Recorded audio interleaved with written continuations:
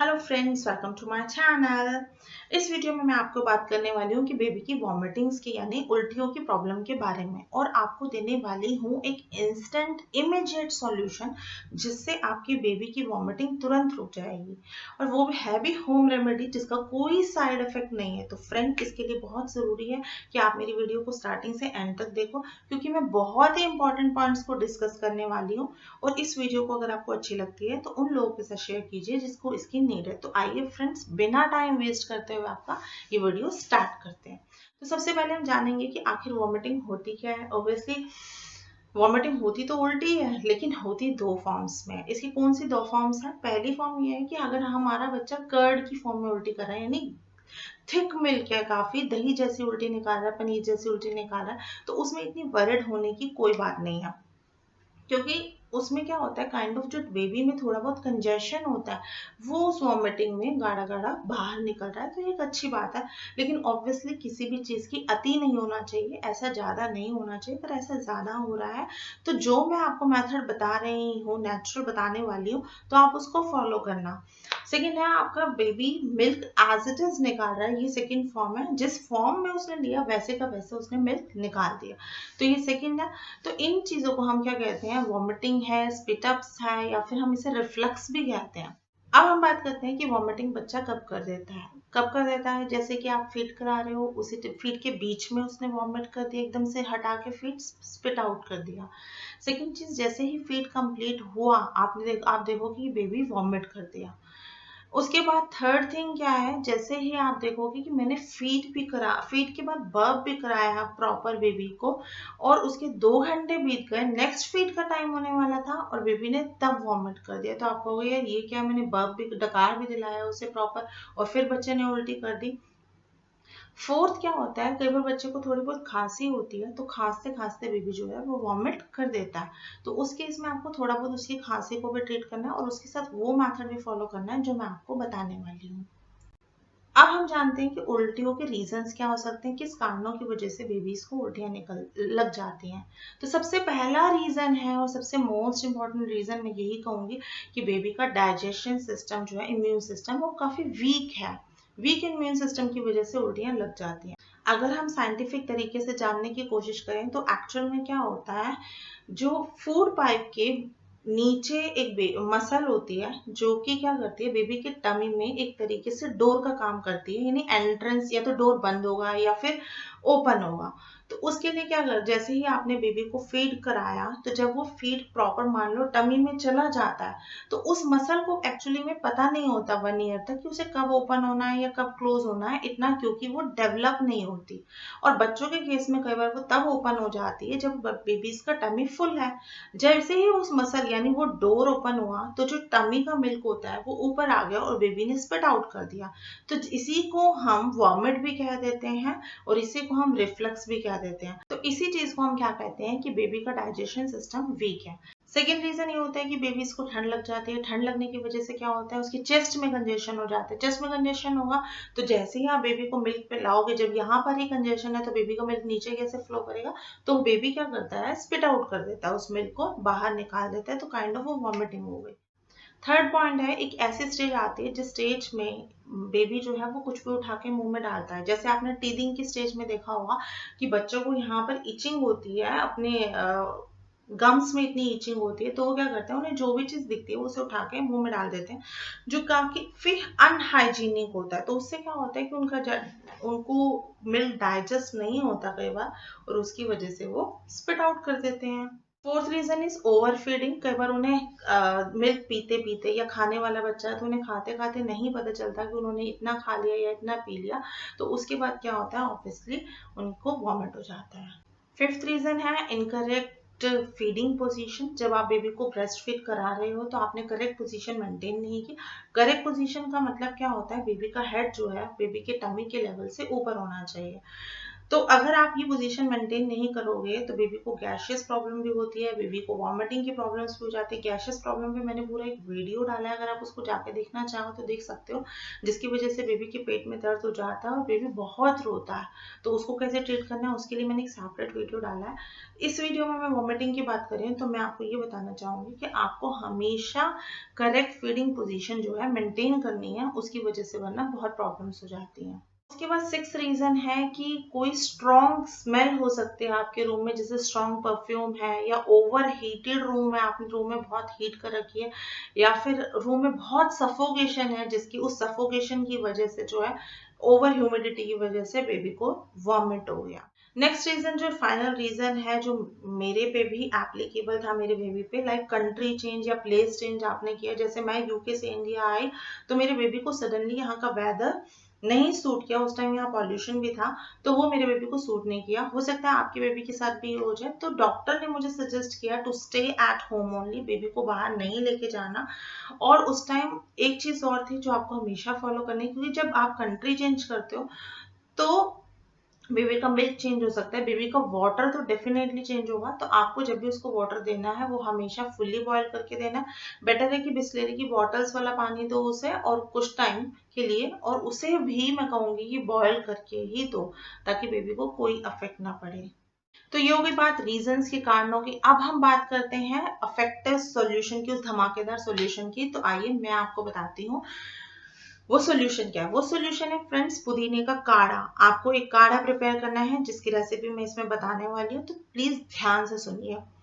आपको लेनी है 5 से 6 पत्ती हरे पुदीने की, फ्रेश पत्तियां लेनी है। उसके बाद आपको लेनी है एक मोटी इलायची, उसके बाद एक लेनी है छोटी इलायची, और उसके बाद लेनी है मिश्री। अगर मिश्री जो है वो बहुत छोटा दाना है तो आप 2 मिश्री ले लो, कोई बात नहीं। अगर आप बड़ा दाना है तो आप एक ही मिश्री ले लो। उसके बाद फाइनल चीज, अगर आपके घर में तुलसी है तो बहुत अच्छा है। लाइक मैं यूके में थी, मेरे पास तुलसी नहीं होती थी, तो मैं बिना तुलसी के प्रिपेयर कर लेती थी, तो भी बच्चे के लिए अच्छा है। अगर है तो बहुत अच्छी बात है, नहीं है तो कोई बात नहीं, बिना तुलसी के बना लो। ये सारी चीजें इकट्ठे करके अब आपको एक पैन लेना है, उसमें अराउंड इतना पानी लेना है कि एक मग्गा पानी ले लो, काइंड ऑफ जैसे चाय का बड़ा मग्गा होता है, काइंड ऑफ उतना पानी ले लो। और इन चारों चीजों को आप उसमें, चारों पांचों चीजों को, अगर तुलसी है तो 5 चीजें, इनको डाल दो, अच्छे से बॉयल होने दो। और बॉयल होके जब आप देखो कि 30 to 50 ml अराउंड रह गया, अगर मैं कप के हिसाब से कहूँ तो 1/4 उसका रह गया है, 30 to 50 ml रह गया, तो आप उसको बंद कर दो, उसको छान लो। जब वो हल्का गर्म हो तो बेबी को पिला दो। आप उसे बॉटल में पिला दो, चाहे अगर आप बेबी का सिपर यूज करते तो आप उसे सिपर में पिला दो, जिस भी फॉर्म में आपको बेबी को देना है। आपको बेबी को ये देना कब है? आप जैसे ही ऑब्वियसली बेबी को वॉमिटिंग हुई तो आपको पता चला, आप उसके बाद ही काढ़ा बनाओगे, और उसके बाद आपको वॉमिटिंग की थोड़ी देर में उसे दे दो, 10-15 मिनट की गैप पे। और फिर उसके बाद जब भी आप फीड दो तब उसके बाद मिल्क देना है। एक चीज और फ्रेंड्स, अगर आपका बेबी जागते हुए ये काढ़ा नहीं लेता है तो आप उसे नींद में जब वो सो रहा हो तो ये काढ़ा दे दो, बट उसे दो जरूर, ताकि उसकी वॉमिटिंग स्टॉप हो जाए। इसके बाद हम बात करते हैं किस एज ग्रुप के लिए दिया जा सकता है। ये किसी भी एज ग्रुप के लिए दे सकते हो, बेबीज के लिए। बेबीज चाहे कितने भी एज के हैं, काढ़ा तो हम बड़ों के लिए भी अच्छा रहता है। छोटों के लिए बस ये डिपेंड करता है कि हम क्वांटिटी कम कर देते हैं। जैसे बहुत छोटा बेबी, 1-2 महीने का बेबी, तो 1 आध स्पून दे दो। अगर आपको लग रहा है नहीं इससे कम इफेक्ट पड़ रहा है, थोड़ी सी क्वांटिटी और बढ़ा दो, कोई साइड इफेक्ट तो है नहीं ऐसा। जैसे मेरी बेबी 3-4 महीने के अराउंड थी, तो मैं उसको 30 to 50 ml दे देती थी अराउंड। आप इसको जब भी आपको लगे बेबी को ठंड लग गई है, ठंड लग, तो आप इसको हमेशा काढ़ा बना के दे दो, उसको कोई इफेक्ट वो नहीं है, साइड इफेक्ट नहीं है। जैसे यूके में बहुत ठंड होती थी तो मैं इसको वीक में एक बार काढ़ा बना के वैसे भी दे देती थी, तो कोई साइड इफेक्ट नहीं है। वैसे तो 99% आपका बेबी को काढ़े से रिलैक्स आ जाएगा, उसकी वॉमिटिंग स्टॉप हो जाएंगी। इन केस कभी 1% ऐसी सिचुएशन है, कोई एक्सेप्शनल सिनेरियो है, तो एक मेडिसिन आती है ओंडम। ये बच्चों की एक जनरल वॉमिटिंग की ही मेडिसिन है। आप किसी भी केमिस्ट की शॉप से पूछ सकते हो, चाहे आप डॉक्टर के पास भी जा सकते हो, पूछ सकते हो, इसमें कोई बात नहीं है। तो ओंडम एक ऐसी मेडिसिन है जो बेबी की वॉमिटिंग्स के लिए यूज होती है। जब बेबी वॉमिट कर दे आपको उसके बाद देनी होती है। उस मेडिसिन पे लिखा होगा, या आप केमिस्ट से पूछ लो कि कितनी एज ग्रुप के हिसाब से कि हमें अपने बच्चे को कितनी मेडिसिन देते हैं। अगर मेडिसिन के बाद, लाइक मेरी बेबी को एक आध बार ऐसा हुआ है, जैसे मैंने कंट्री चेंज की थी तो मुझे वो ओंडम देनी पड़ी थी, तो मैं ऑन्डम देती थी, वो उसके बाद भी वॉमिट कर रही थी, तो डॉक्टर ने कहा था जब भी वो वॉमिट करे तो आप उसके बाद उसे ऑन्डम दो। लेकिन मैं फिर उसके बाद काढ़े वाला भी दोबारा रेगुलर करने लगी और मेरी बेबी को अफेक्ट पड़ गया। तो काढ़े वाला सीरियसली, पुदीना का काढ़ा इज एन इफेक्टिव सॉल्यूशन।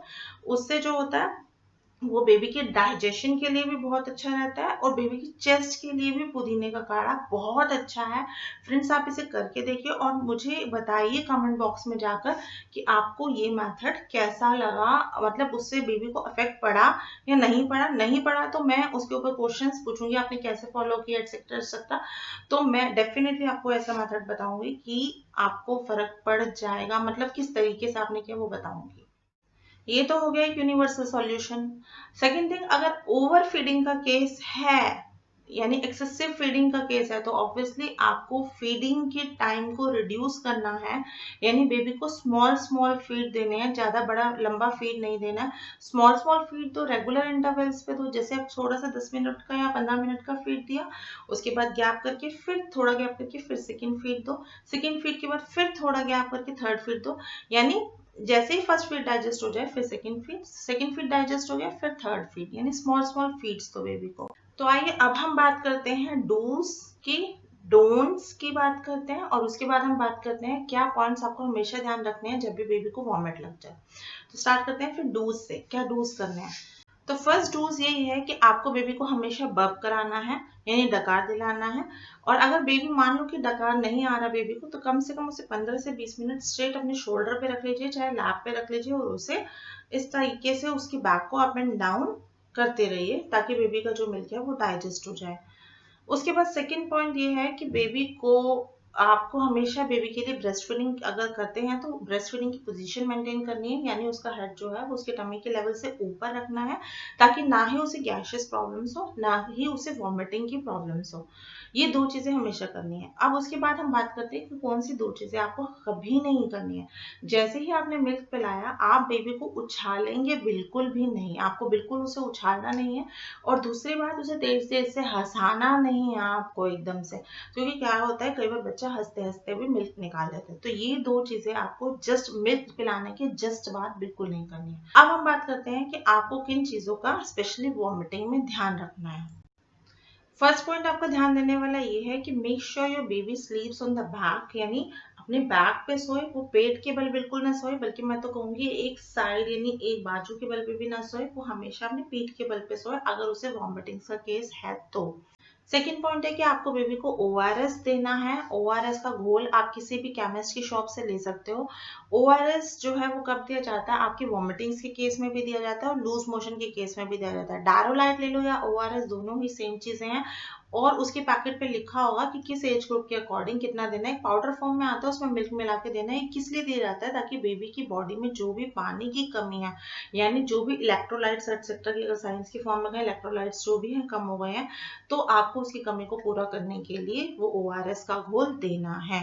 लेकिन अगर मैं ये कहूँगी, अगर आप काढ़ा भी दे रहे हो और तो भी काढ़ा इज ऑल्सो सफिशियंट, क्योंकि काढ़ा जो है एक इतना एक नेचुरल वे है जो कि बेबी के चेस्ट का कंजेशन भी दूर करता है, उसका डाइजेशन सिस्टम, इम्यून सिस्टम भी इतना स्ट्रॉन्ग करता है। तो काढ़ा is really an effective remedy, आप उसे यूज करो, मैं कहूंगी वही बेस्ट सोल्यूशन। तो फ्रेंड, ये थी मेरी आज की video. If you like the video please subscribe to my channel और इस वीडियो को उन लोगों तक शेयर करें जिन्हें एक्चुअल में इसकी नीड है। So thank you friends, thank you for watching.